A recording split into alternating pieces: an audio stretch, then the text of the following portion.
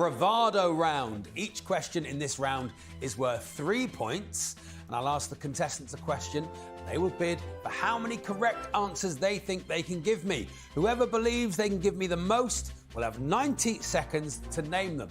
But crucially, if they fail to reach their number or give an incorrect answer, the opposition can steal the points by simply naming one correct answer. How many clubs can you name beginning with B in the top 4 divisions of English football? There are 15 clubs beginning with B from the Premier League down to League 2. How many can you name? You've now got 20 seconds to have a chat or write it down with your partner before we start the bidding. How many clubs can you name beginning with B in the top 4 divisions of the English football? There are 15 clubs beginning with B from the Premier League down to the League 2. How many can you name? 10 seconds. Clubs beginning with B. Give us a B. And on from there. Okay, 3 seconds. Okay, Ipswich, I'm coming to you first. How many teams with B do you think you can name? We can name 6. 6. Wolves, do you think you can go any higher than 6? We can name 10. You think you can name 10? They've gone higher, they've gone 1 up. They've gone 10. Do you want to go any higher than 10, Ipswich? Or do you want to, go on. You want to name them? Yeah. Yeah.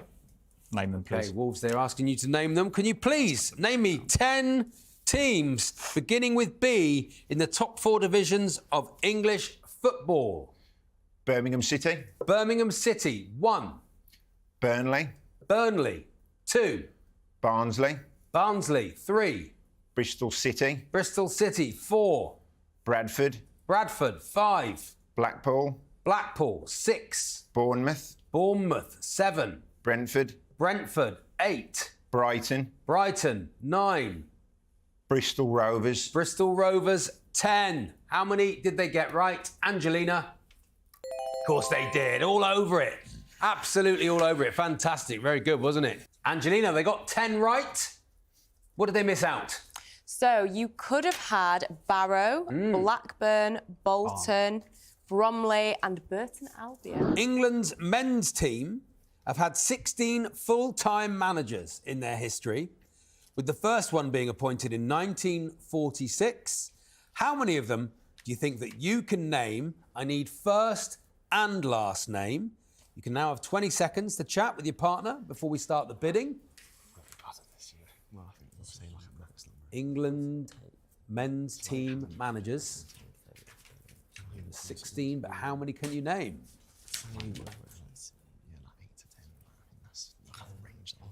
Okay, time's up. Spurs will come to you first. How many England men's team managers do you think you can name? I've got 8. You're going to say 8 of the 16, 50%. Birmingham City? We'll go one more. We'll say 9. We'll say 9. You can do 9.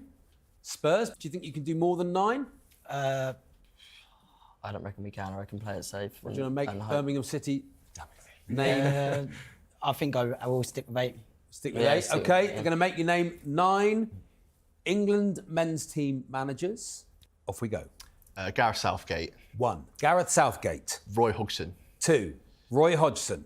Sven-Göran Eriksson. 3. Sven-Göran Eriksson. Steve McLaren. 4. Steve McLaren. Glenn Hoddle. 5. Glenn Hoddle. Howard Wilkinson. Does that count? 6. Howard Wilkinson. Fabio Capello. 7. Fabio Capello. Alf Ramsey. 8. Alf Ramsey. Walter Winterbottom. 9. Walter Winterbottom. They're your 9 answers. Let's find out how many you got right. 8. You got 8. 8 of the 9 required. So you need to name 1 England manager that they haven't said, and you will steal the points. Terry Venables.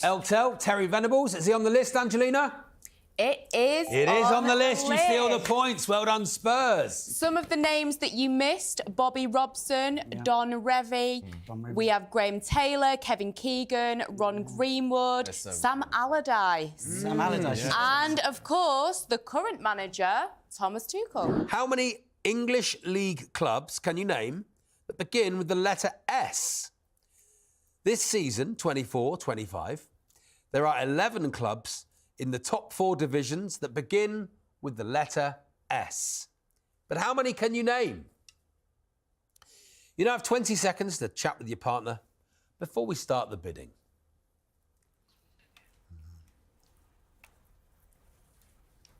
Here we are. How many were there, sorry? There are currently 11 clubs in the top 4 divisions that begin with the letter S, but how many can you name? OK, there's your 20 seconds. Time's up. West Ham, I'm going to come to you first. 9. How many do you think you can name? 6. You think you can name 6? Norwich City, any higher? 10. You think you can name 10? West Ham?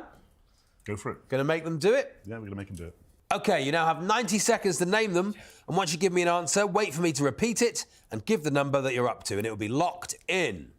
You have 90 seconds to name 10 Football League clubs that begin with the letter S, starting from now.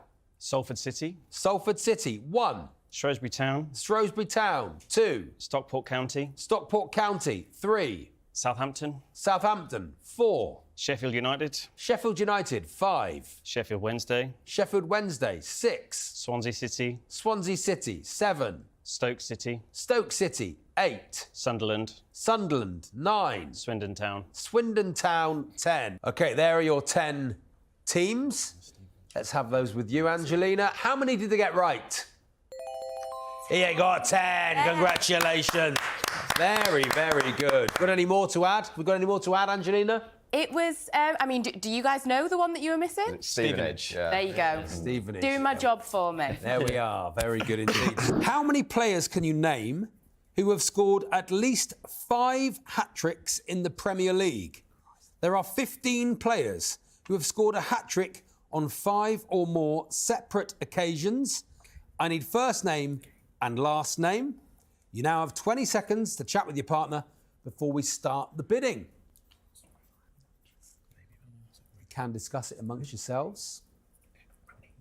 You obviously don't want to say it too loud because the other person will hear, Angelina. Exactly. You know, that's where I'd fall down. You've got to be Be a discreet. bit of a shame. OK, there's your 20 seconds. Watford, I'm going to come to you first. How many do you think you can name of the 15 players that score at least 5 hat-tricks in the Premier League? We'll go with 3. You think you can name 3 of the players? Say 4, yeah. Leicester City. We'll say 4. You think you can name 4? Watford, do you want to go any higher? Yeah, we'll go 5. You can go 5. Bid back with you, Leicester City. We'll go 6. Going to go 6. Watford. So, yeah, we'll go Get more than 6? We'll go 7. We'll go you can 7, go yeah. 7. You think you can get 7 correct? Leicester? We'll Going to let them do it? OK. Okay. I need from you, Watford, 7 players who've scored a hat-trick on 5 or more separate occasions. Your time starts now. Okay. Sergio Aguero, Sergio Aguero, 1. Erling Haaland, Erling Haaland, 2. Harry Kane, Harry Kane, 3. Thierry Henry, Thierry Henry, 4. Ruud van Nistelrooy, Ruud van Nistelrooy, 5. Wayne Rooney. Wayne Rooney, 6. We said 7, didn't we? Didier Drogba. Didier Drogba, 7. There's your 7 answers.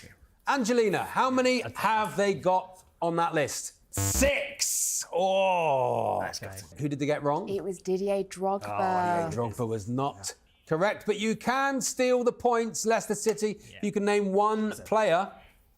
Who are you going to name? Alan Shearer. Alan Shearer. Did you not say Alan Shearer? No. Did they say Alan Shearer, Angelina? They did not say Alan Shearer, and that is correct, Alan Shearer. Alan Shearer is correct. Congratulations, Leicester City. Very, very good. You deserve that round of applause. Very, very good.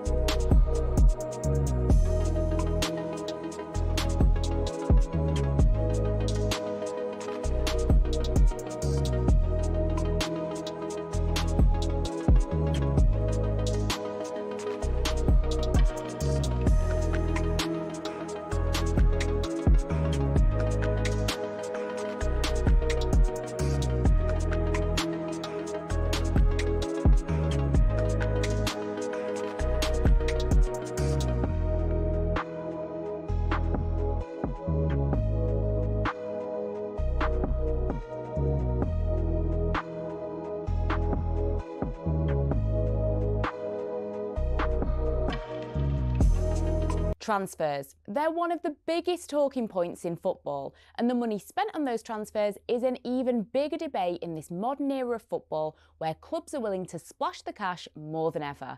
However, money can't guarantee a successful signing. In fact, many of the most costly ones go very wrong. So with this in mind, let's go through some of the most expensive transfer flops of all time. A special mention to Enzo Fernandez and Darwin Núñez, who might have been on course to make this list, but at the time of filming, they're still at their current clubs and have time to turn it around, so we'll let them off.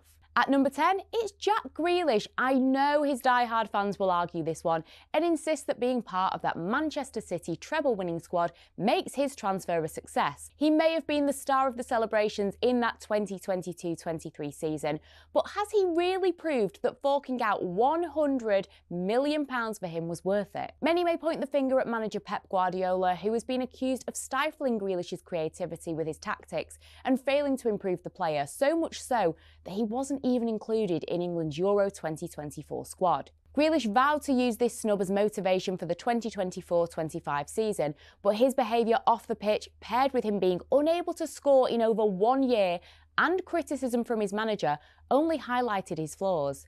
The player has arguably regressed since the move, with our own Jeff Stelling and Ali McCoist questioning his future. I think he's finished there. I mean, sorry, that's really harsh. Jack's a wonderful player. Love watching Jack Grealish. So do I. I've never really felt that he actually fitted that well into Pep's master plan. I'm with you. Next up, Harry Maguire. Now, for the record, Harry Maguire is not an abysmal player. At Leicester, he was impressive. He's had great moments for England, even making the team of the tournament for the 2022 World Cup. At the time, Liverpool were breaking the bank with £75 million for Virgil van Dijk, so £80 million for Maguire didn't seem too steep. However, as time has gone on, it's safe to say the careers of these two players have gone in totally different directions. Some of the abuse Maguire has received has been horrendous and unacceptable, so you must admire his resilience, which is something talkSPORT's Ali McCoist has spoken about. I've got so much respect for Harry Maguire. I really have, Jeff. I just think, I mean, the amount of abuse he takes, a heck of a lot of it, for me, totally unjustified. Yeah, I agree. And he just goes about his business, goes about his work, he doesn't complain. He just looks to me like a model pro. Despite a resurgence under Ruben Amorim at Man United that has resulted in a 1-year extension of his contract, overall, it's not unfair to say that his time with the Red Devils has been inconsistent and disappointing. Sticking with Manchester United, at number 8 on this list is Paul Pogba. They parted ways with the player in 2012 as he headed to Juventus for nothing, and 10 years later, they did the exact same thing after bringing him back for a then record for the highest transfer fee at £89.4 million plus bonuses. Upon his return, fans were expecting world-class talent, and whilst there were glimpses of this, the player was never consistent and faced a lot of criticism. There were also rising tensions between the player and manager Jose Mourinho, and despite a revival under new manager Ole Gunnar Solskjaer, injuries and dips in form led to continued questions over his future. After 6 seasons, despite a Europa League trophy and a Carabao Cup, he headed back to Juventus for free. At the time of filming, the player is without a club after receiving a doping ban, and believe it or not, there were rumours of a 3rd stint at Old Trafford, something fans were not having. Fergie wasn't wrong when he got rid of him as a teenager because he demanded first team. Yep. He went to Juventus, had a few good seasons. United paid, 89, 90 million for him? And what did he do? He had 1 good season only. After that, he threw every manager under the bus. Next up, it's Nicolas Pepe. Arsenal signed the player for a then club record fee of £72 million. He was seen as a real talent arriving from Lille. Fans had high expectations. However, despite a purple patch at the end of the 2020-21 campaign that did see him score 16 goals for Arsenal that season, he was a shadow of the impressive winger we saw in France, and there were questions over his ability to stay consistent. Let's see it over the course of a season, because I am yet to be convinced. And let's remember, he's been there a couple of years, so he's had plenty of time to show this form. In the end, he joined Trabzonspor for nothing, even though he still had a year left on his contract, a demonstration of just how desperate they were to get rid of him. In 6th place, it is Zlatan Ibrahimovic. Now, of course, Zlatan is a legend of the game. However, even he doesn't escape this list after his move to Barcelona was ranked as one of the most disastrous at that time. Barcelona didn't just pay Inter Milan £40 million for the player in 2000. 2009. But they also handed over Samuel Eto'o, who was one of the stars of their treble-winning season. And guess what? The decision came back to bite them, as the player then helped Inter knock Barcelona out of the Champions League the following season, as the Italian side went on to win a treble. Meanwhile, for Zlatan, he did score 21 goals in all competitions in his first season, but things started to unravel as he was embroiled in a huge clash with his then manager Pep Guardiola, something he spoke about with Piers Morgan not that long ago. Fourth game, I bring my Ferrari, and I bring the Enzo Ferrari, and I knew it would create another situation. So I parked the car in front of his office. So you with me, I with you. That was my motto. You parked it in front of his office? In front of his office. I said, this is, you want to play with fire, I will bring you fire, but I will burn you. But obviously he's the coach, because what punish most the player if he doesn't play, because obviously you want to play, but the boss is the coach. But in that moment, I understood this will not be okay, because there is How something. did he react to you parking your Ferrari outside? He would not say nothing to me, because he would avoid me. It's safe to say, with the personality clash between player and manager, Barcelona was not the right fit. The club loaned him to AC Milan for the 2010-11 season. He signed a 4-year deal and, believe it or not, has never really made up with Pep. Now, Barcelona fans are allowed to feel a little irritated by our next name, Antoine Griezmann. The Atletico Madrid player was linked with Barcelona for months after the Catalan club were reported to FIFA over an alleged illegal approach for Griezmann in December 2017. He eventually, after openly flirting with the move, rejected Barcelona and signed a contract extension with his Madrid team. Barcelona fans wanted nothing to do with him, but the club then went back in for him the following year in the summer of 2019, agreeing to pay his £107 million buyout clause in his contract. He did have some good moments with the club, but there was a clear decline in his form. And guess what? By the summer of 2021, he returned to Atletico Madrid on a 1-year loan with the option to extend the loan by a further year, which they triggered. To shed some more light on this absolute disaster is European football expert Andy Brassel. It was never really going to work. And I suppose you can say that if you look at the raw numbers, he did okay. But the problem was, and it's an obvious problem, but one that no one really clocked at the beginning. He is someone who the team needs to run around, or needs the team to run around him. And that was never going to be the case with Leo Messi there. He became a subordinate to Leo Messi. I previously mentioned that Barcelona paid Atletico Madrid over £100 million for Griezmann, but how did they use that money? They bought their own transfer flop in João Felix. The Benfica player had a few offers on the table, but Atleti was the chosen club with a £130 million price tag. Felix was supposed to be the next big thing, a free-spirited attacker who would reinvent the way that a solid defensive Atleti would play. But it never seemed like a good fit, whether it was injuries or just poor performances. He had a few purple patches, but after some fallings out with manager Diego Simeone, there were whispers of a move away. The player moved in January 2023 to Premier League club Chelsea on loan, where he managed 4 goals. He then had a flop loan stint at Barcelona, yet Chelsea inexplicably decided to re-sign him on a permanent basis in 2024 for £42 million plus add-ons, which talkSPORT questioned. The last thing he needs is just to have been moved on, because Atletico have been desperate to move him on, and someone to take him as part of another deal. That Chelsea have really got to want him. At number 3, let's go back to Manchester United with Antony. After 2 full seasons at Ajax, several top European teams expressed an interest in signing the player, but Manchester United got the deal done for £82 million. Yes, the player was moving to the Premier League, which is a big jump, but he would be playing under the same manager he had at Ajax, Erik ten Hag. However, it was a disaster. It didn't take long for fans to realise that apart from a few flicks and tricks, there was little he could offer the team. At talkSPORT, he did face a lot of criticism. Yeah, I was watching him miss from 2 yards with the kids the other night against Southampton, and I joked that I'd scored more goals for Manchester United this season than he has, but it wasn't much of a joke. He's only scored 1, and that was against Barnsley in a drubbing in the EFL Cup. Pound for pound, has there been a worse Premier League signing ever than Antony? At the time of filming, the problem for United is that they've yet to make any money back on the Brazil international, as they're still paying a significant chunk of his wages whilst he spends the rest of the 2024-25 campaign on loan to Real Betis, who are under no obligation to buy. Now, Romelu Lukaku could be on this list twice, but for now, let's focus on his move from Inter Milan to Chelsea in 2021, not his time at Man United. His return to Chelsea for a reported club record fee at the time of £97.5 million was supposed to be about unfinished business after failing to score once during his previous stint at the club. However, despite finishing as the club's top goalscorer in the 2021-22 season, it didn't end well. 15 goals in 44 appearances was dismal given the club's record investment. Tie that in with an unsanctioned interview with Sky Sports Italia midway through the season where he stated he was not happy with the club, he never really recovered and faced the wrath of talkSPORT presenter Rory Jennings. I think it's interesting with Romelu Lukaku, actually. If you were to think about the worst Premier League signings of all time. Was it that bad? Oh, it was that bad. It was that bad on the pitch, but it was also that bad in the way that he conducted himself. Lukaku returned to Inter Milan on loan in the summer of 2022. He then went on loan to Roma for 1 year after enraging Inter fans when he was negotiating with Juventus behind the club's back. The move didn't work, so Roma was the answer, and the following season he made a permanent move to Napoli. And finally, it's Felipe Coutinho. Barcelona had just been forced to sell Neymar to Paris Saint-Germain for a world record fee, so had a whopping £200 million burning a hole in their pockets, and they were getting desperate.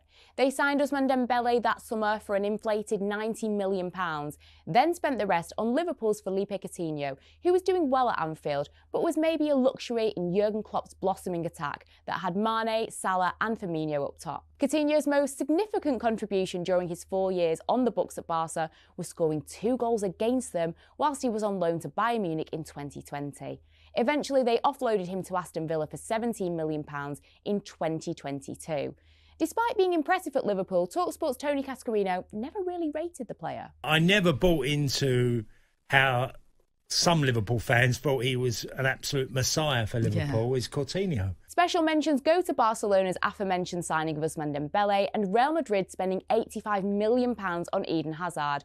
We didn't include them in the list as their main issues were injuries, plus Dembele is now backfiring on all cylinders, so maybe Barcelona were on the right page trying to sign him. Let us know your thoughts on the list. Thanks for joining me, and don't forget you can get all the latest football news here on talkSPORT.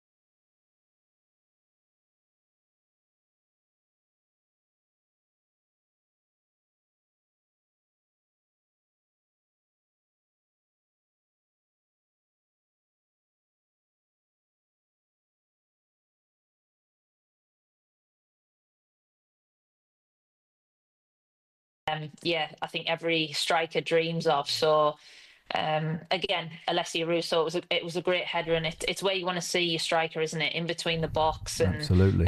In between the centre forwards. Sorry. You mentioned in Sabrina we trust, and it's a great point you bring up. That's 3 European Championships personally for her in a row. You know, where does she rank now in all time in the women's game? And post the women's game, you know, there's been talk. We just had a message in here saying that, you know, she could do a job in the Premier League. What do you think of that, Jordan? I'm going to come back to you because we've got Courtney Sweetman-Kirk, who's currently with Jess Carter. Courtney. Yes, I'm with Jess Carter. Jess, what an unbelievable final, but just the tournament as a whole, the ups, the downs, the emotions. Can you put it into words? No, this tournament's been crazy. I feel like I literally was speaking to my therapist 2 days ago saying about how I'm struggling with the fact I can't process this tournament. Like, it just doesn't make sense. I think we've been so disappointed with some of the performances that we've put in. But yeah, our hard work, determination, our togetherness is what's got us through to the final. And then today, against an incredible opposition, finding a way to win is just been, it's massive. It's been a whirlwind of a tournament.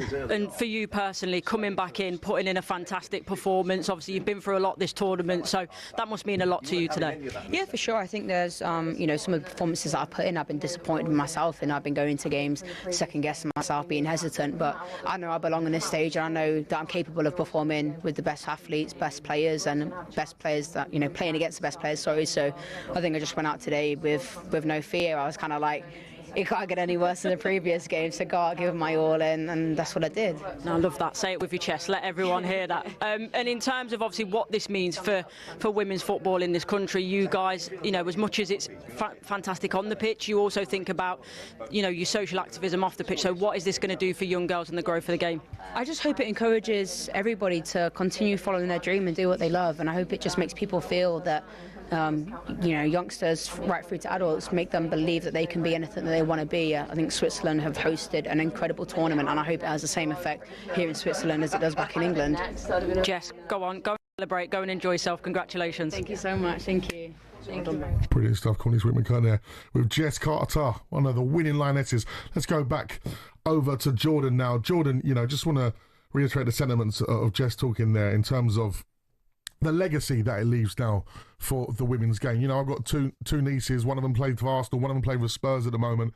You know, we're seeing such emphasis and encouragement in the women's game now. It must be really encouraging for you to see you're part of the legacy that we're leaving behind for the next generation of girls coming through. Yeah, it's huge, and I think every major tournament we've seen that growth, especially in the WSL. You know, I went to Arsenal when I was 17, and you know, you had maybe 60 people in the crowd, and you know, you blink and there's a stadium full of fans. So it's incredible. I think the generations of Lionesses should be so proud of what they've done, and to allow little girls to grow up and be like, we have a role model, we have that inspiration. It's just incredible, and that's where we want the women's game to go. You know, as players, we've worked so hard on pushing the women's game, and now we get to see that that highlight of it. Absolutely. I'm going to go back over to Courtney Sweetman-Kirk, who's now got Lauren Hemp with her. Yes, Lauren Hemp. Can you talk me through this? I think everyone's talked about the emotions of this tournament, trying to put it into words. I know I'm putting you on the spot. I bet you can't, but can you try for me? Yeah, I mean, I'm pretty speechless, to be honest. Like, this tournament has thrown so much at us, and I think a lot of people have called it luck, but I mean, when things happen more than once, it's definitely not luck. I think it shows the determination of this team to come back when we hit the rocks a bit, and I think we were always in that game today. We had so many chances in the first half, so we took a lot of positives going into the second, and yeah, it was just about defending strong, and like we know they're so good attacking.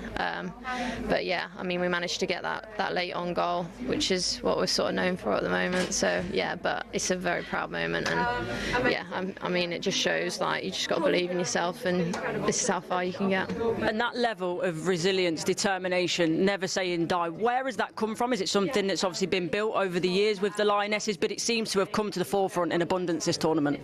Yeah, I think as a team we know know our strengths, and we've got so much quality in this group, and sometimes when your quality doesn't necessarily work as much as you want it to, we can always count back on the times that we've shown resilience and we've shown fight, and we know that we've always got that if our quality is not right on the day, and I think we've shown that a lot this tournament. We've also played some really good football at times, so we know we've got both and we can bring both, and I think that scares teams a bit, and I think this team is such an incredible group. Like you said, we never know when to quit, and we haven't quit, and that's what's brought us to here today. And I obviously want you to enjoy the moment, but looking forward, you're thinking, right, a World Cup, you've gone through, you've beat some of the strongest teams obviously in Europe, so that must give you so much confidence when that next major tournament comes around. Yeah, for sure.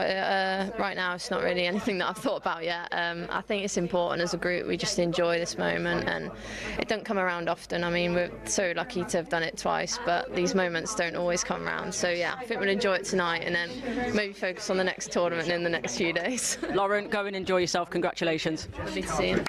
Thank you very much, Courtney. And I want to thank Jordan for being so patient with us as well. You know, we're celebrating with those Lionesses tonight. I'm sure you're feeling their energy, Jordan. Yeah. Oh, it's incredible. You just know what they're feeling. I mean, even when they're speaking, you can just tell that they're like, you know, no one's thinking about the next major tournament right now. They want to celebrate. They want to enjoy this moment. They know how tough it gets when everyone gets involved. As much as the game grows, it obviously comes with more pressure. More pressure, the criticism. Yeah. But you know, you have to take that, and you have to understand that that's going to come. But that's what shows characters within the team. It shows characters to say, you know what, we don't care about what's happening outside of our bubble. We're going to be committed to winning that trophy, and that's exactly what they did. Yeah, and that kind of togetherness, and you know what strikes me, and Adrian mentioned it in his summing up there, is how humble the group have been. You know, they seem grounded. You know, they've used that kind of criticism as fuel, is what you got to do. You know, when you're a group that, you know, in that changing room. I'm going to have to stop you there, Pards. We've got to go back over to Connie Swimmer. She's with the winning manager, Serena Wigman. Yeah, sorry, I keep interrupting you, but with obviously very good reason. I've got Serena Wigman, the Lionesses manager. Serena, sat in front of you so many times this tournament saying, how have you done it? How have you got through it? Well, you've done it again, but you've got the biggest prize of all. First of all, congratulations. What are the emotions? Yeah, well, thank you. The emotions are that I actually still can't believe it, that we did it again. And yeah, I'm happy. I think it still has to sink in. I'm really, really proud of the team and the staff, how we have done this together and how much work we have put in this. And yes, that you can just see that on the pitch. Where necessary, we'll fight. I think moments of the game we played really well. You know, they're very good on the ball, so of course they're going to challenge us in defense. But how we got through and then winning it with penalties, with Chloe the last one. Yeah, it's an unbelievable scenario. And is it almost, it depends if you believe in this sort of thing, but like you say, it's Chloe taking the penalty inevitably. You know, the fact that it was the goal for the Euros and our home Euros, does it just feel like it was coming together all at the right time?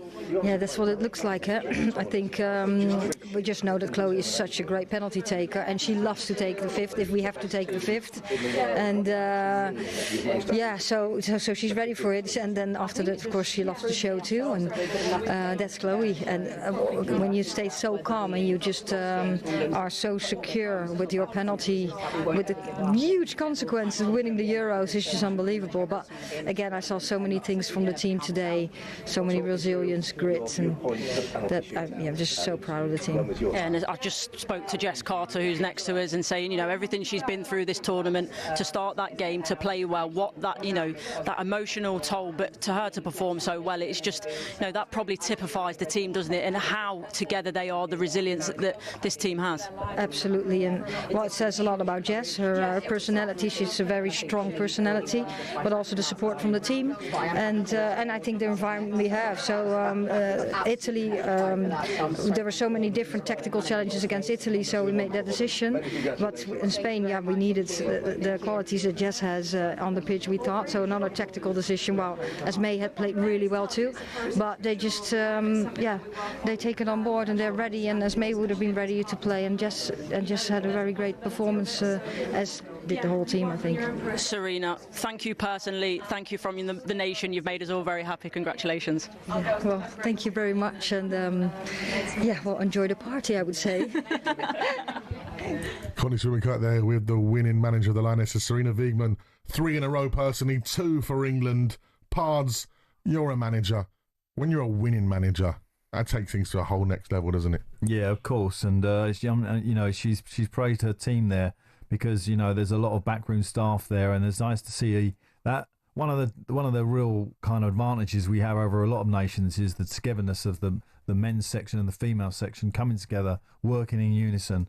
I think Dan Ashworth and all the team are out there from the FA, so that's nice that she has all that kind of power behind her, but without taking anything away from herself. She's led this team. They've not been the best team in terms of controlling games and having authority in the games, but they've found a way, and sometimes that's what a manager's great qualities are, just finding a way. Whether you use the criticism, the adversity, or whatever you want to use, you use all the tools at your disposal to get the team in a good place. And I have to say that I thought the team played with belief today. I wouldn't say with great energy. They looked a little bit flat in the first half, but the belief was always there. You could sense it in their faces. They were, they kind of had great faith that was going to happen. And you have to put all the building blocks as a manager in place for that to happen, and she has. And as Jordan has said before, she knows her players as well. I want to thank Jordan very much for coming on, of course, during such a hectic time. We really appreciate your time. Yeah. And I'm sure Jordan will be joining us on the final win word. like this, Madge, is great because it boosts everybody. It boosts, the ex-female players, because they get more media work. It's great for the game. Of course. Premier League clubs will look at this and realise that they need to focus on their female section, probably greater than they do, and again, et cetera. And again, we are the patriots of grassroots football here on this show. And, we have so many people week in, week out messaging us about how their daughters are getting on. Yeah. And those dads, when they get the daughter at first, is like, I want a boy because I want to play football. Now it's the dads and their daughters that we're seeing over the football, and it's becoming such a special bond. And it's and one thing I'll just add to that as well. It would be nice that this grows some more Serenas, some English Serenas, like some female managers. I see a lot of female games being managed by fellas, and it'd be nice to see the females taking the teams as well. On the management side. The mums and getting up and saying, right, I'm going to be a manager. Right. Because they can. The show is all yours. It's time to get your calls in to celebrate England's historic Euro win tonight. 03717 22 is the number to call, and we'll hear from you next on The Final Word here on talkSPORT.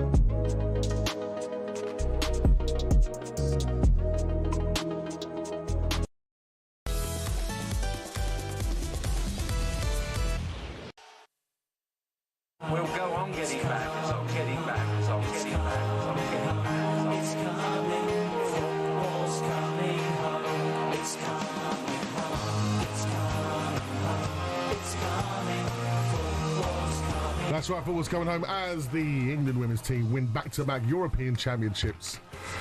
And as my wife would always say, it takes a woman to get it done properly, doesn't it? And fair play. 3 finals, 2 wins. It's not bad at all. And you know what's been a great summer for England? The under-21s winning. Yeah. The women winning as well. And just to go on to your point about finishers off the bench, British Lions winning yesterday off the bench. Yeah. We were in big trouble yesterday. Absolutely. A bit like England ladies were today, then the bench changed the game. Well, it's also been another great weekend of sport. We've had the F1 as well, which you love as well, and the darts are going on. It's been an incredible weekend of darts and sport on talkSPORT, but we're not finished yet, as the PDC World Match Play Final is happening right now over on talkSPORT 2 between Luke Littler and James Wade. And with all the latest, here's Mark Wilson and Ian Danter. Yes, thank you, Madge. Well, it's Luke Littler 9, James Wade 8 in a race to 18 in this match play final. James Wade, the 2007 champion, appearing in his 7th match play final, raced into a 5-0 lead against the world champion in the first mini session. But then when they came back out on stage for the second mini session, Littler did the same to Wade and made it 5 apiece. It's been kind of nip and tuck since then, but you just get the feeling that Luke Littler is about to stretch his legs and try and get away from James Wade. It is 9-8 to Littler on throw. He has a break, and it's the first to 18. Live commentary is both on the talkSPORT YouTube, the Darts YouTube page, and over on talkSPORT 2. Brilliant stuff. It's been a great weekend of darts. Pards, that sounds exciting as well. 9-8 currently. Yeah, I can't see past Luke. I think Luke Littler will win that. Absolutely. Right. It's not uncommon for us on a Sunday night to be joined by our lovely ladies of the final word, so It makes sense to have one of our regulars join us to celebrate with the Lionesses victory. Who we got? It's only Jill, the Man United fan. How are we, Jill? Well, hello there, Madge and Pards. The old team are back together. Where have you been, Madge? I've been on my travels. Don't go unnoticed, you see. It doesn't go unnoticed. Yeah, last week I was currently, when we was on there last week, I was at O Beach in Ibiza DJing. So, and this week I get to celebrate the Lionesses winning their back-to-back Euros, Jill. And how impressive has that been? Well, it was great, wasn't it? It's good to see them win it back to back. But I tell you what, Spain missed quite a lot of chances. I agree with Pards what he said about the first half. I thought we looked a little bit flat, and I didn't understand why Laura James started. I would have started Chloe Kelly and maybe just brought her on, Laura James on for the last 20 minutes as opposed to the first 20 minutes. But having said that, I think to get to the final, we were a little bit lucky, I've got to say, but it's a team effort, isn't it? It's a mindset. I think Pards is right. It's a mindset and it's a team effort. And they really pulled together. And some of the penalties, again, poor Beth Mead having to take it again, I felt for her. Yeah. But to watch that final penalty going by Chloe Kelly, that was something else. And I think that's for young girls everywhere, to watch. I think that's inspiration to watch that team get there when they haven't played at their full potential, really, let's face it. Joe, you mentioned Chloe Kelly's penalty there, and she was by far the best penalty taker out of the bunch, right? Pards, a good question's come here on X from Phil, and Jill brings up the point there about the penalty. He said, if your best penalty taker goes last, it could all be over and you don't get a kick. Chloe should have gone first. What do you reckon of that, Pards? Yeah, well, that's an argument that you have as a sort of coaching team, really, where you put your best penalty taker. I remember in the cup final against Man United, Liverpool, sorry, we got Teddy to take the first one, Teddy Sheringham. So, and he was our best penalty taker. So it is a call. But I think Chloe has a history of taking that 5th penalty, and I think that was probably set in her mind that was always going to be the one she was going to take. And I did also, Ronaldo used to take the 5th penalty. Yes, I was going to say that, but sometimes you don't get to him because, if the penalties before have not been good enough. I did like the fact, Jill, there was a cheeky little look from her to the Spanish goalkeeper as she ran off. I do like that kind of housery, as we call it, Jill. And let's face it, it's back-to-back European Cups. I mean, you can't not to be sneezed at. That's back-to-back European trophies. Oh, I agree. Listen, the men need to look at that. and Jill, for sure. As Lauren was speaking before, talking about in 5 years' time, nobody. Jordan was speaking about, nobody's going to be talking about how they won it. They'll be looking at who won it then. It's a bit like Spurs and Man United at the end of May, Jill. I had to do it, Jill. We've not had a moment together Jill yet. comes on and you don't have to bring up past things. We've not had a moment together yet for it, Jill, so I thought I we knew would. you were going to get that in. And look, I've got to say, congratulations, well done, you won it. Okay, but we'll be back next season. And Mr. Pardew, I've had the bone to pick with him, Madge. He said we were going to be in a relegation battle. Oh yeah, Pards, you did. I did see that. I told you the Man United fans were happy with you. You've got to do some few more signings yet, mate. I've seen a few Man United fans on me travel, and they said, "Have a word with Pards." Yeah, no, I like the attacking side of it. I think it looks all right. Still not sure about that back line, Jill. No, I'm not either. But got Martinez back, yeah. Yeah, well, that'll help, definitely. Jill, thank you for calling as always. Well done, Jill. Our Man United Nice to fan see it loving from you. the Lionesses win and saying the gentleman could take a leaf out of their book, absolutely, for sure. Next, we're going to be joined by former Spurs captain Gianna Schillaci as we continue to celebrate the Lionesses' historic Euro 2025 win. And we still want your calls on 03 717 2233 before the phone lines are open to you. And we'll hear from you next on The Final Word here on talkSPORT.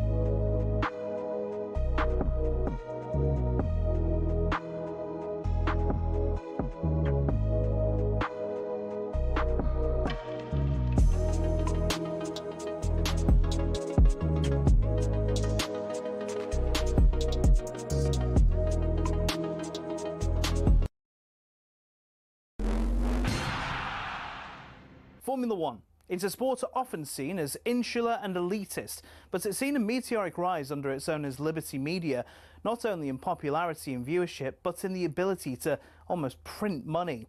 From greater access to more races, here's how it happened. For decades, Formula One was owned and run by one man, Bernie Ecclestone. He was old school, someone who thought the sport itself was enough, and there was no need for all this modern marketing and social media nonsense. But in 2016, Ecclestone agreed to sell his baby to American group Liberty Media. It cost Liberty Media $4.4 billion, and they quickly got to work. We got an F1 app almost immediately, and teams were allowed to show us more from behind the scenes. One of Liberty's most important deals was with Netflix, which in 2019 brought us Drive to Survive. The effect? An almost 70% rise in viewership for races in the US alone. It's massively benefited Formula One online too, with a rise from 7.8 million followers across its social media platforms in 2016 to around 50 million today. New eyes are on the sport too, with F1's own subscription TV channel, which people can watch anywhere in the world. But the main market they've tapped into is the US. There's now 3 races there a year, in Texas, Miami and Las Vegas, and an American-branded team, Cadillac, getting involved in the sport too. More races seems to be the direction of travel. A street circuit in Madrid's being welcomed onto the calendar, while conversations around a Grand Prix in Africa have ramped up in the last few years. More big events could be in the offing too, after the massive F1 75 season launch event in London in 2025. 7.5 million people tuned in to watch it live across their social media channels, and that doesn't include the viewing figures for where it was broadcast on TV in certain countries. It seems Liberty will do whatever they can to grow the F1 brand. Their efforts have been worthwhile too, with Forbes valuing the sport at $17.1 billion back in 2023, almost 4 times more than what they bought it for in 2016. Not bad, considering it's seen as a sport where people just drive around in circles.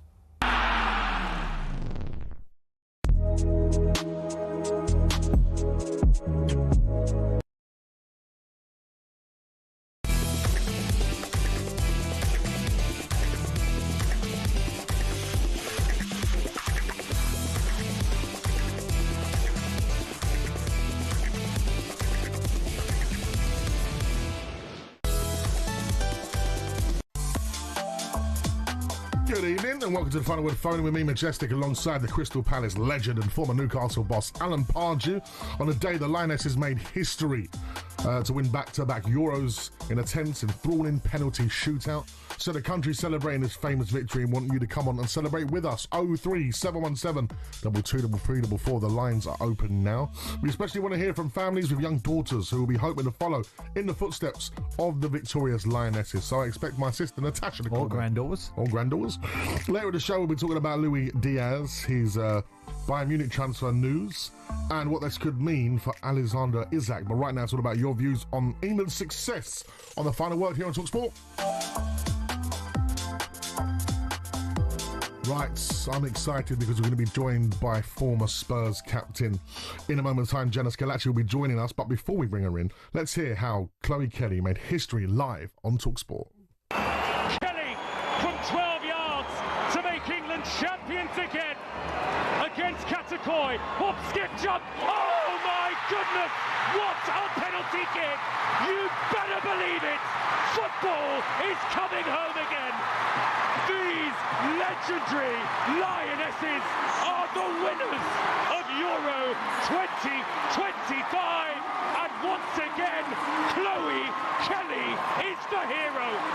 Chloe Kelly was the hero indeed, as the Lionesses went on to lift the European trophy for a second time back-to-back, and a third time for Serena Weigmann herself as a manager. Pards, it's triumphant from the Lionesses. You know, we can admit it's not been a masterclass of football, so to speak, but it's the togetherness of the squad. Do you know, I wrote 5 things down about that team. Tell me. That I thought sort of give you a picture of what they were about. Application, tenacity and everything that they've done. Absolutely. The organisation of the team, the subs coming on, everyone did their jobs, everyone was doing their roles. Togetherness and the humble and focused that they were at the end. 5 there. 5 qualities of that team. And actually, you know, a lot of that will overcome technical deficiencies when it's strong enough. And it was strong enough. Absolutely. Right, we're now joined by former Spurs captain and fellow North Londoner, Jenna Scalacci joins us on the show. How are we, Jenna? Good, thank you. Listen, we're delighted for the ladies this evening. Tell us what you made of the tournament overall, and then, of course, in the final, as Pards gave the 5 sort of headlines he took from there. What did you take from the tournament overall, Jenna? Yeah, I think obviously it hasn't been the prettiest of tournaments for the Lionesses at all. It's been quite a rough ride for them. But one thing that they've always had is that fight, that belief and that confidence when they've had their backs against the walls. They've never seemed to panic at all. You know, they've got that game plan. They've got those game changers that can come on from the bench and a clear game plan. It's almost been their DNA this tournament for sure in the knockout stages that, you know, that they stay in the game, they fight, they've got that heart, everyone knows that role. Even when their backs are against the wall, they know if they can stay in it, then there's always that chance. And we've seen it time and time again. And today, in the final, it was a similar story. I thought Spain were the better team. Yeah. Possession, possessed a lot of the ball, but you just felt, for all the possession that Spain had, once England were back level and, you know, they were defending for their lives, you just felt the longer this goes on, the longer England have a chance. And as soon as it went to penalties and Williamson won the toss and the penalties were against the England fans, you just kind of felt he was with us there. Yeah, I mean, it was funny because as much as Spain had, you know, so much of the ball and had actually some very good technical play around our box, Hannah in goal actually didn't have a lot of work to do. I mean, she'd done everything really well. There was a couple of sort of crosses that come in that she took, but she didn't have to really work that hard. I thought we defended brilliantly at times. No, I agree. I think in the build-up play, I thought the Spanish attacking line were excellent, but it was always that final pass or that final ball was just a bit off. You know, lots of shots, like you say, crosses into the box. And Hannah Hampton, what a tournament she's had, given the controversy in the build-up to the tournament. I thought she's been absolutely fantastic. You know, a young goalkeeper with a future. Lots of pressure on her coming into this tournament. You know, the two keepers below her in the pecking order, they're not capped at all. So there was a lot of pressure on her shoulders, but confident in her own ability. Her teammates are confident, and you know, she was cool as a cucumber throughout the whole tournament. You just felt when it got to penalties, she seemed to grow again. And you know, I thought the Spanish penalties weren't the best at all for the calibre of players that they've got. But you know, she's done her job, and yeah, when Bonmati's not, you know, scoring a penalty, you know that luck might be on your side for them. Absolutely, you know, if you can beat a team with Bonmati, and then you deserve to win the overall competition, because she's been absolutely phenomenal. Let's just talk about Sarina Wiegman. 3 Euros back-to-back for herself now, 2 obviously for England.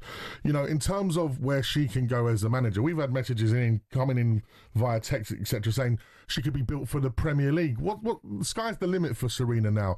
And you know, what is it about her qualities as a manager that's made her so successful from your point of view, Jenna?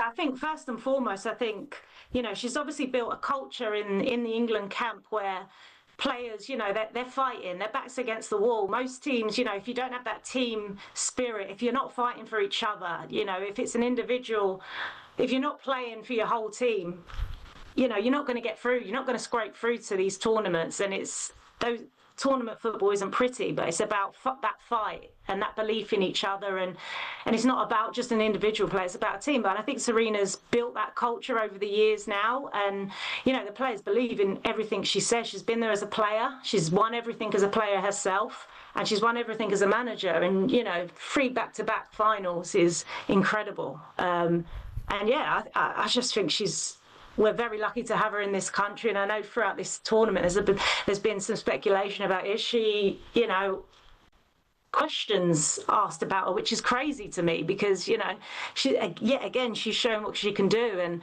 I think in the Italy game, even myself, saying, oh God, when are we going to get Chloe Kelly on? But yeah, no panic from that sideline, calm. And I think that spreads throughout the team when it comes from the top.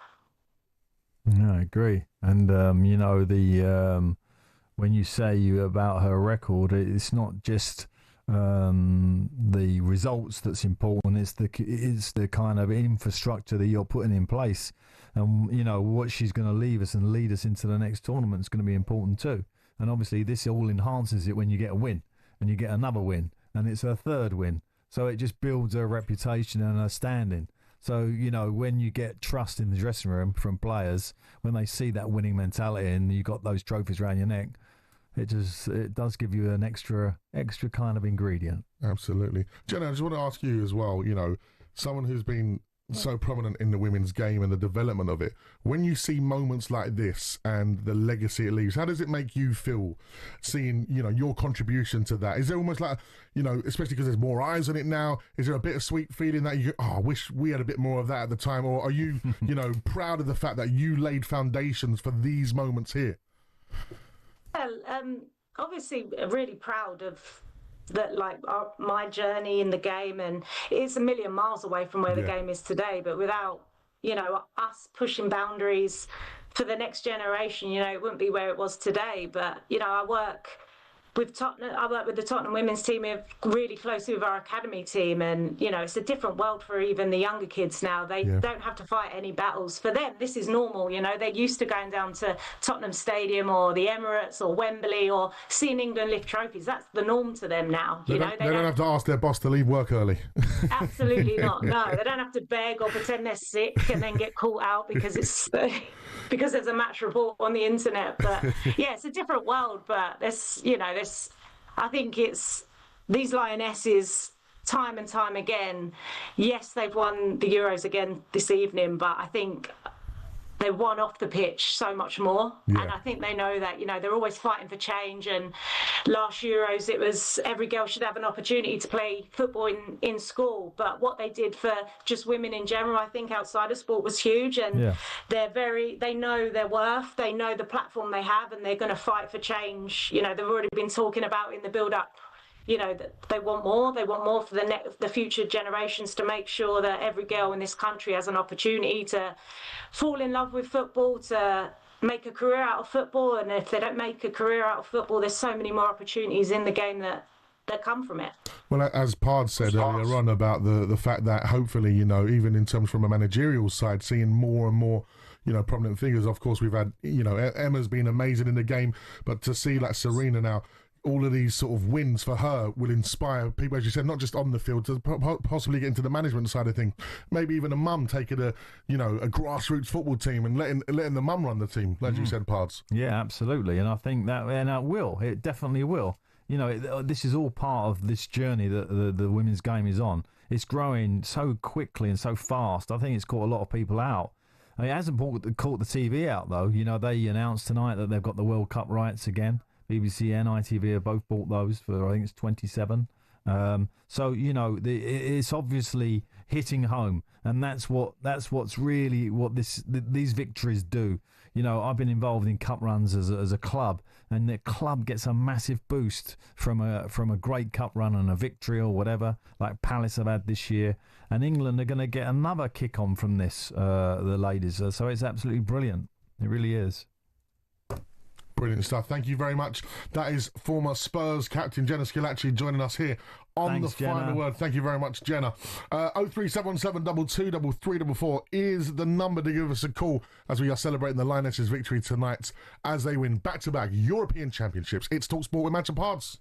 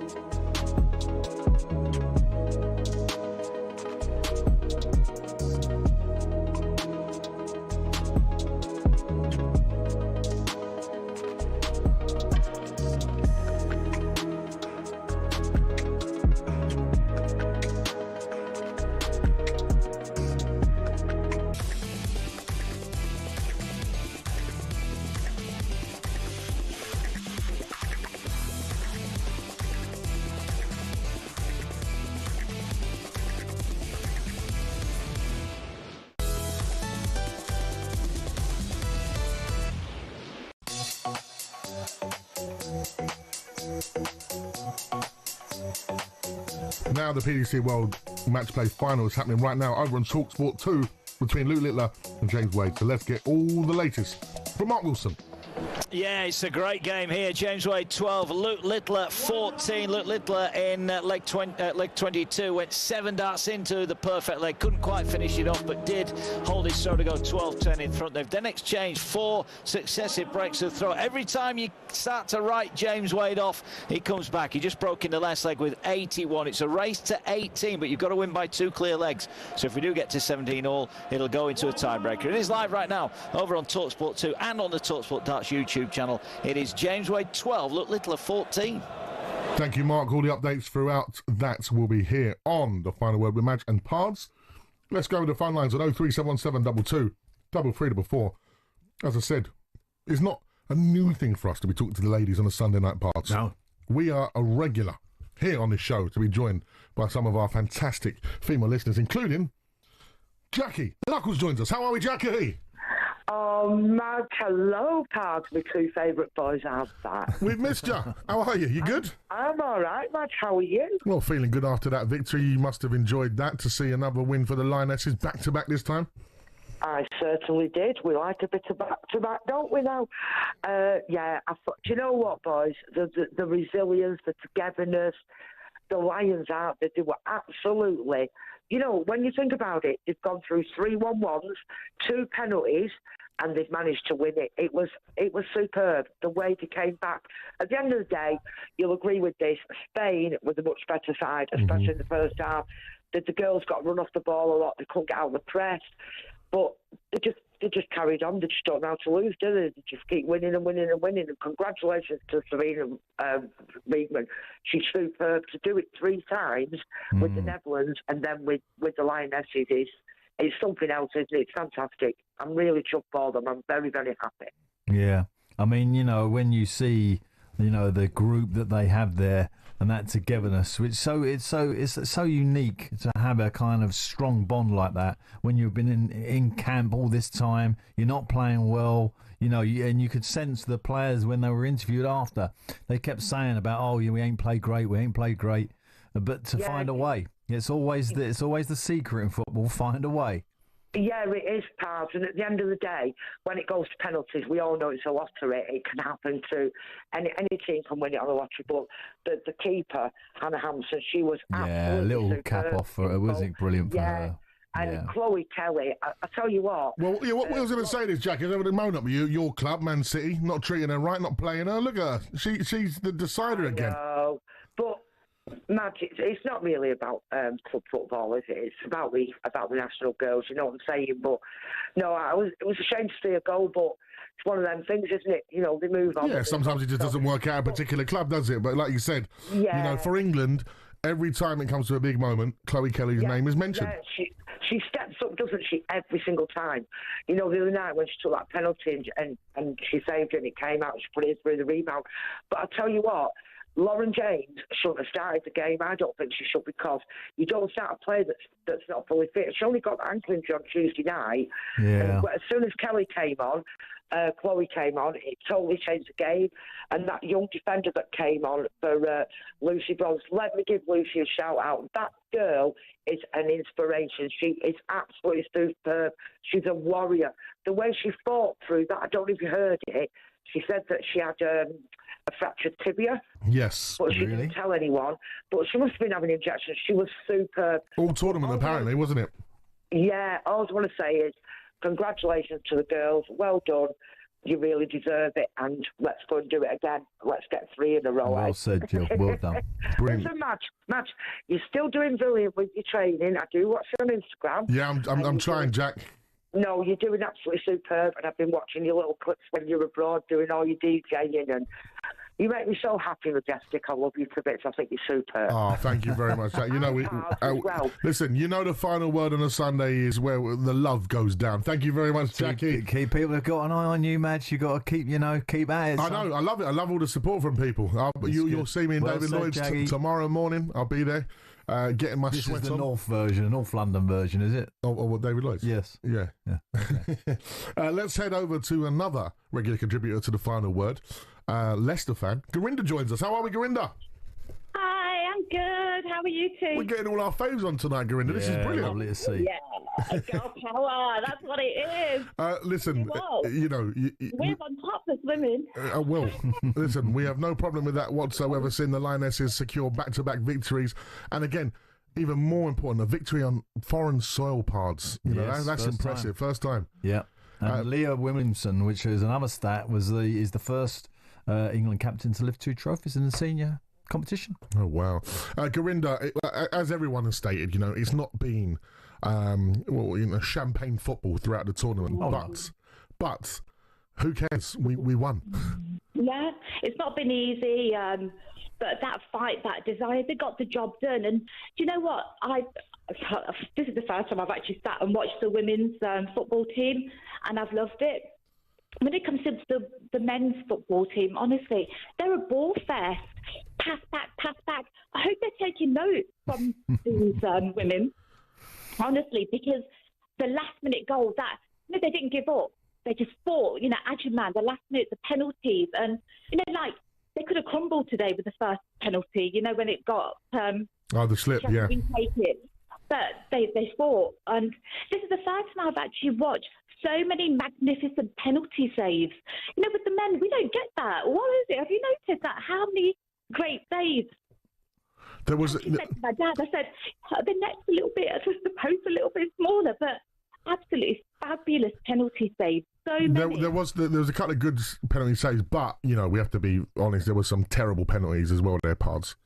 In the mixer. Technically, there was a couple of tired ones, yeah. Definitely tired. I thought the Spanish keeper made an absolute... That's what I'm saying. Brilliant. No, but she made a brilliant save. Yeah.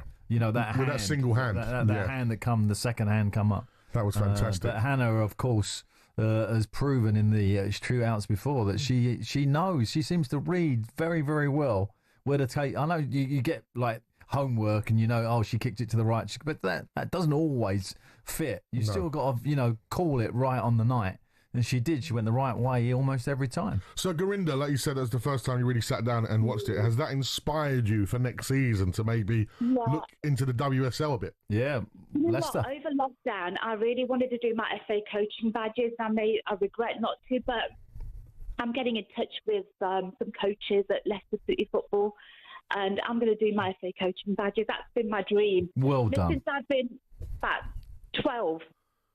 I've loved football. I've got so much passion, and I'm going to go for it. Absolutely. Follow your dreams. Why not? This is the whole point. And this is what we were talking about earlier when we wanted some female managers coming through. Yeah, Gorinda, you got all the ingredients. You've definitely got an opinion.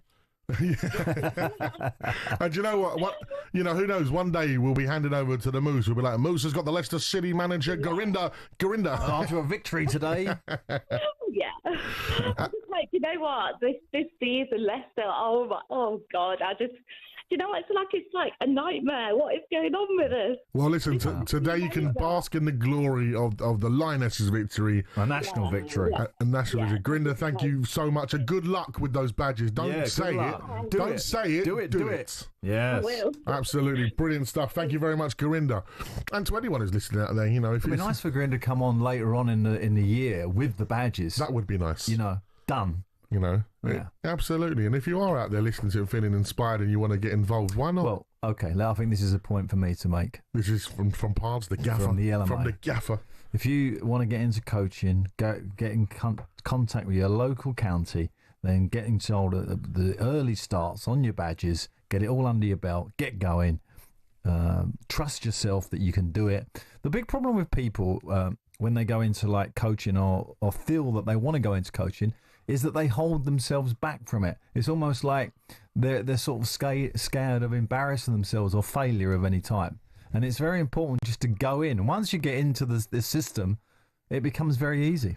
So it's as simple as just getting in touch with your local county? Yeah, get in touch with your local county or go onto the websites, FA, LMA, League Managed Association. We do our own coaches as well, coaching courses. They're not always easy to get on because... they are kind of oversubscribed at times. But you have to keep trying. You get there. I'm sure when I was at St George's Park, I saw an LMA office or something. There is an office there. Yeah, I was going to take a That's picture. the head for you. office. It's the head office. No, the head office is there. Yeah. Brilliant.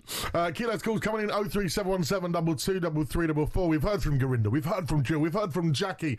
If you want to call us to celebrate tonight the Lionesses' historic back-to-back European victories, then do it. It's the final word. Phone in here on talkSPORT Imagine Pods.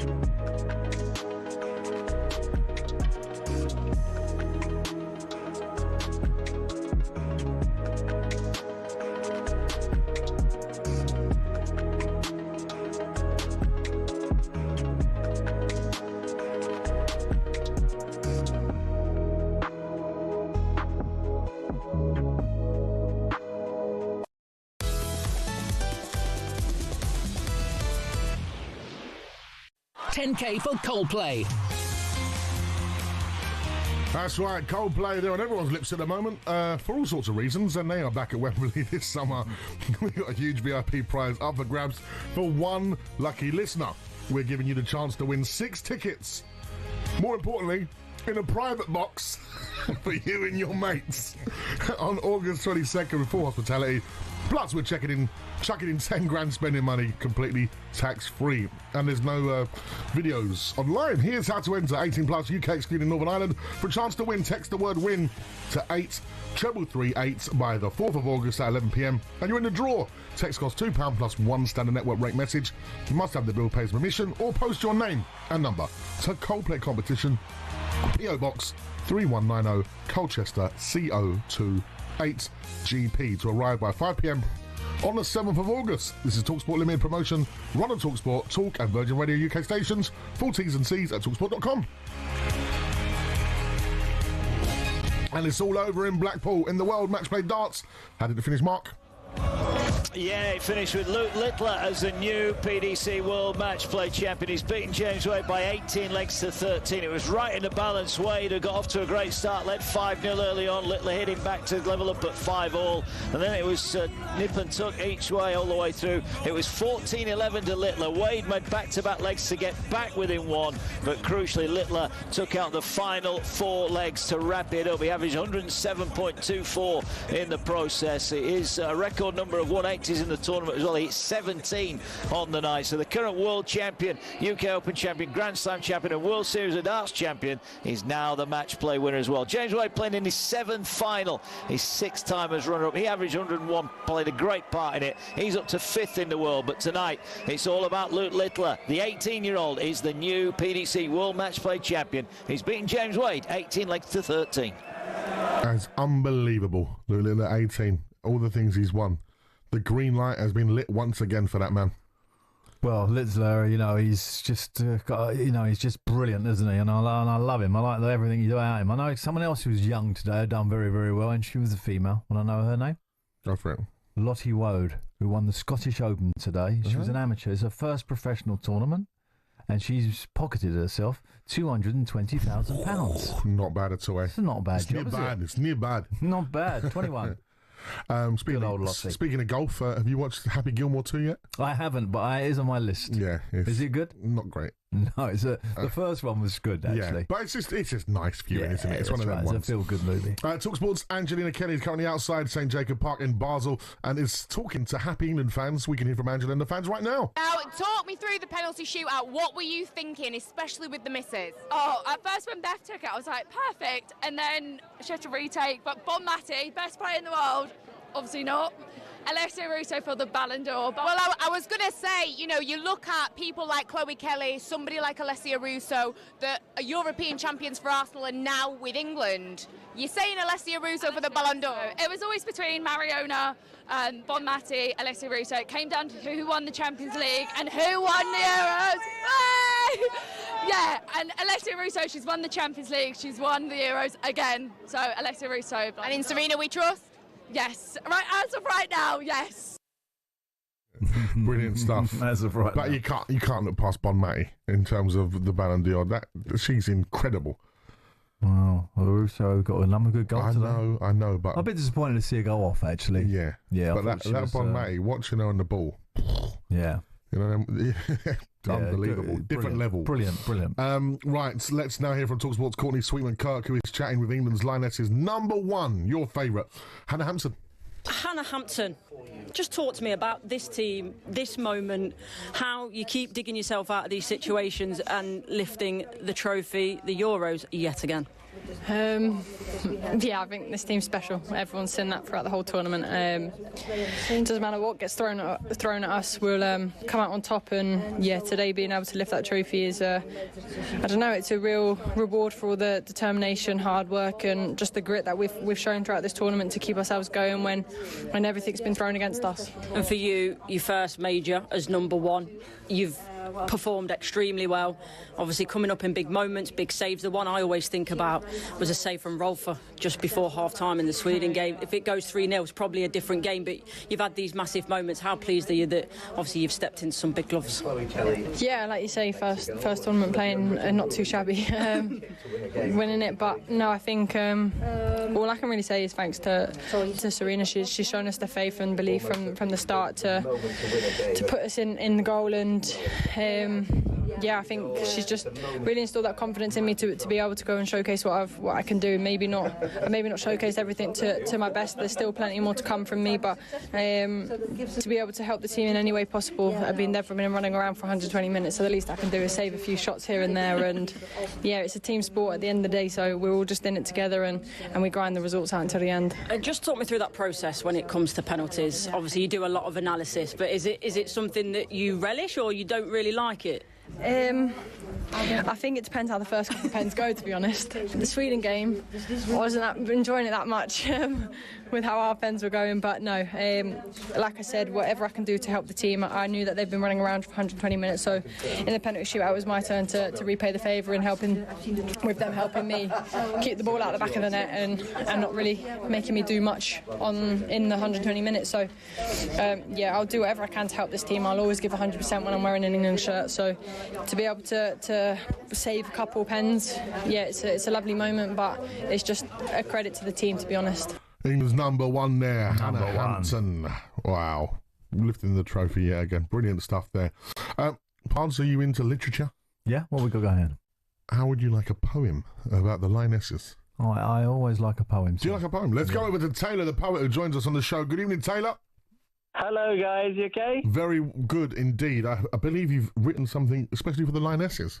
I have. I actually did it on Friday or Thursday before the final, but it hasn't changed because we won. Well, let's hear it, Taylor. Me and Pards haven't heard it yet.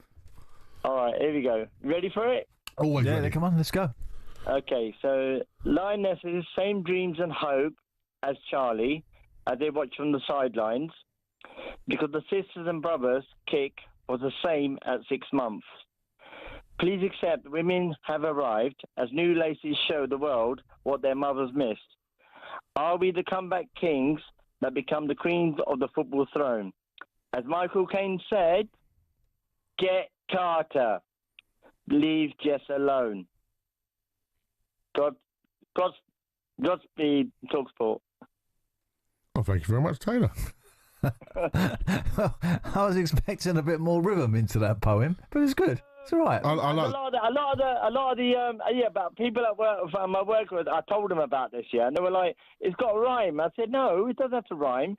But I said a lot of the younger crowd won't understand the end bit. Michael Caine said, "Get Carter." Well, I understood that. I'm definitely old enough to remember that. That was my favourite part, to be honest. I like the reference there. So it's very good. Thank you very much, Taylor. Taylor, the poet, there with his poem about the Lionesses.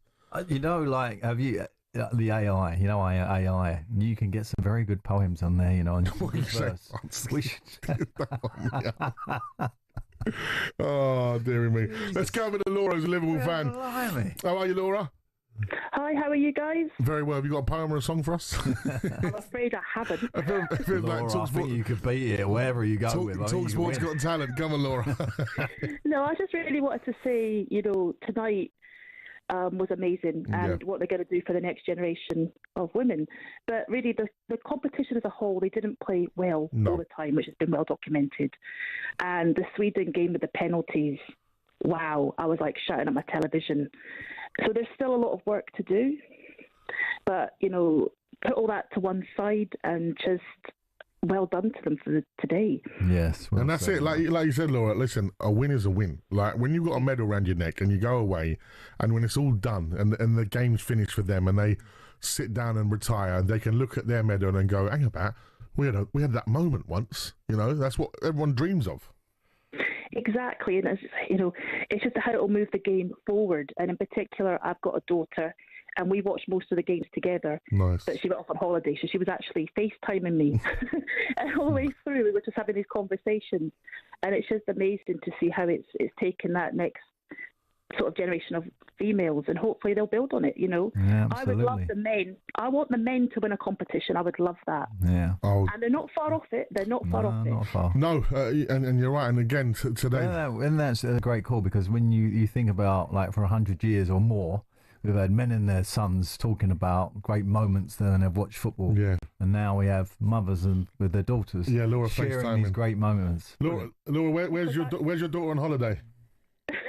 It's not far. She's only gone up to the Highlands of Scotland. Oh, nice. The Highlands. I know, but I've got sons, and we always watch football together. Nice. So it's been really nice having that time with her, and she's really got bought into it. So just amazing, well done, and also to Hannah Hampton. She's been born with a sight impairment, from what I gather. Yeah. And to save those penalties, fair play to her. So just well done to all of them. Absolutely, it's a great call. And Laura, you're a Liverpool fan, right? Mm-hmm, yes. You seem to be turning into a bit of a monster before the Premier League season comes back. Just to quickly touch on that. It's kind of crazy. crazy because Liverpool are not renowned for spending this type of money. So I don't know what's happened. Maybe they won the lottery or something. I don't know what's going on. Or they won the Premier League and you strengthened while you're on top. It's crazy. Well, they didn't do that last time. No. I hope maybe they've learned a too lesson. many players. Yeah. Maybe they just don't buy too many players. Just we'll see how it goes. But Brilliant. I think they've got a good chance to win again. Yeah, it's getting harder and harder, the Premier League, and even when you're Liverpool and you've won the league, you've got to go again. Great call there, Laura, Liverpool fan, and we will be speaking about Liverpool, and Pards will have his say about the Diaz and potential Izzet transfer merry-go-round. Keep those calls coming in 03717 22 334, and we will also doff.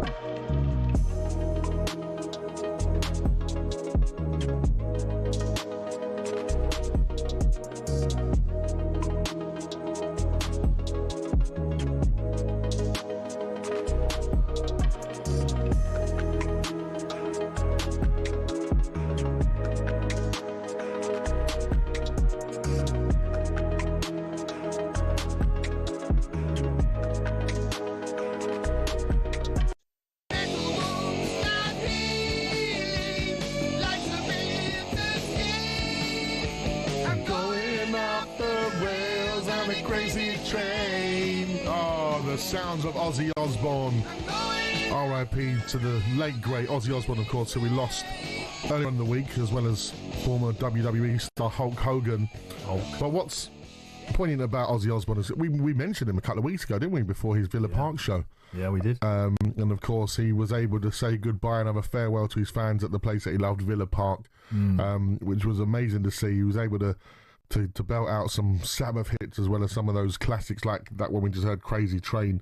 Pards, growing up in a period of time of excellent music as you did, people like Black Sabbath and Ozzy Osbourne, they were trailblazers. They changed the whole movement with heavy metal. Yeah, I mean, I can't say I was particularly up with heavy metal at the time. No. I was more of a jazz funk boy myself, as you know.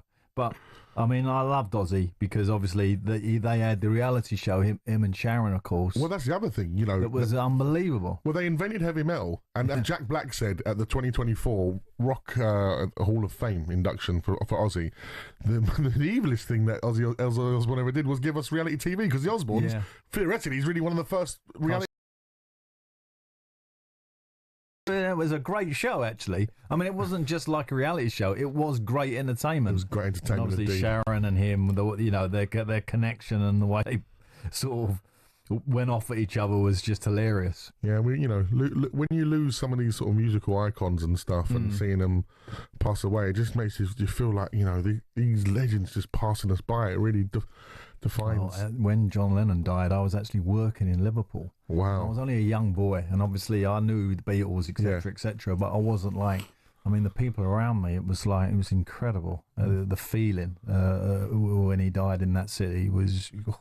It's just, it just showed the enormity of the man. Absolutely. But yeah, Ozzy's legacy will go on through his music, and sometimes I think... And it was nice to hear all those people coming out saying he inspired so many people, didn't he, to get into that and to be honest, rock scene. To be honest with you, one of the first things I ever learned on my guitar was Black Sabbath Iron Man. Really? So, and you know what?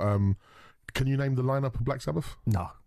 Bill Ward, Tony Iommi, Geezer Butler, and Ozzy Osbourne. So they kept okay. So because the bands change, don't they? But that final performance they did at Villa Park was them all playing together. They hadn't played with Bill for 20 years. Right. So that was nice for them all to be together. Yeah. And like Tony Iommi says, who's an incredible guitar player, he always made riffs that people would want to learn. He didn't try to do something too crazy. He'd done something so catchy that you'd want to learn it, like Iron Man and Paranoid, etc. So, yeah, I won't geek out too much, of course, if you do love So they were like easier to play, is that what you mean? Yeah, but they were just iconic. And if you do love your music, of course, you can listen to our sister station, Virgin Radio, where I'm sure you'll hear some Ozzy and Black Sabbath over there on Virgin Radio. Right, now before we go back to Switzerland to hear from some more England fans, let's hear from the victorious Lionesses getting their hands on the Euro trophy yet again. And there's a massive hug from Prince William for Leah Williamson too. The first England senior side to win a major trophy abroad, the first to retain a major trophy. They break new ground. They have reached new heights in mountainous Switzerland. Leah Williamson has the trophy in her hand. Big smile on her face. She's going to lift it high with Walsh into the sky. These are the Lionesses. This is England, champions of Europe again. Now, this is England. I love that. That's going to be clipped for years to come. talkSPORT's Angelina Kelly's now with more Lionesses fans outside the stadium in Basel. So let's hear from Angelina and the fans. Here with some more Lionesses fans. England have just won the second Euros. What were you going through during that game emotion-wise? Well, my mum couldn't even watch. She had to go and stand up by the toilets because she was going to have a heart attack. So she's in the stadium and had to go to the toilet? Absolutely. She couldn't stay in her seat. We've travelled 30 hours. We drove all the way through France yesterday. And we are just totally overwhelmed. We were there at Wembley when they won the last Euro, so we think we're their lucky charms. 100%, and it's worth every minute of that journey, isn't it? Yeah, absolutely. I'll do it again 1,000 times over.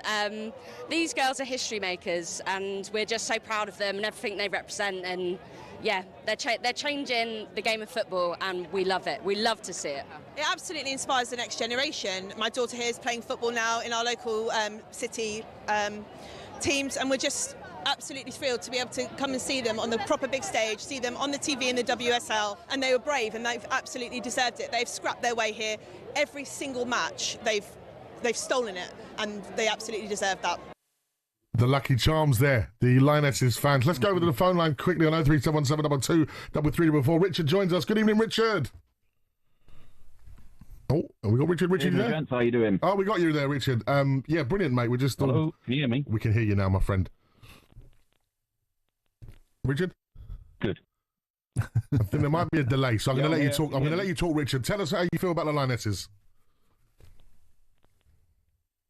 Yeah, it's absolutely great, isn't it? Fantastic result. I think it's a great sort of achievement from our Lionesses to inspire the young girls and future generations, really, of our country. Absolutely, and for you, was there any standout players? Of course, we see Adjiman got the young player of the tournament, and of course, seeing Hannah in the interview there, our number one saving penalties. Anyone else stand out for you? Yeah, I think you've got to give credit to the goalkeeper, haven't you? Especially given the fact she had that terrible eye condition. I think Adjiman played fantastic. Bronze was great. James didn't have the best of tournaments, did she? But I think as a collective, I think the side was absolutely fantastic. We only got back from Switzerland a couple of days ago. We were down there on a bit of a road trip, so we managed to get to St Gallen to watch England play Wales. And then we got a bit addicted to it, and we ended up going to Geneva to watch them against Italy. And my two young daughters, one's 8 and one's 3, they absolutely loved it. They fall in love with it just in the space of a couple of weeks. Yeah, well, there you go. That's exactly how the legacy starts. Absolutely. Yeah. Brilliant call, Richard. Thank you very much indeed.